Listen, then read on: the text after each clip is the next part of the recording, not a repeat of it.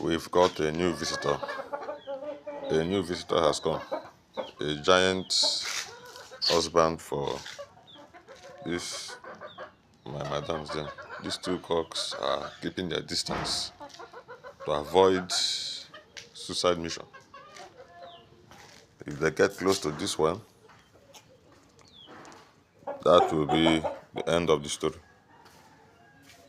So he's getting familiar with the environment. Very soon, he will start to mix with all this hen. So, what do you think about it?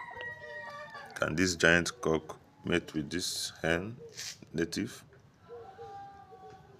without killing her? Let me know what you think.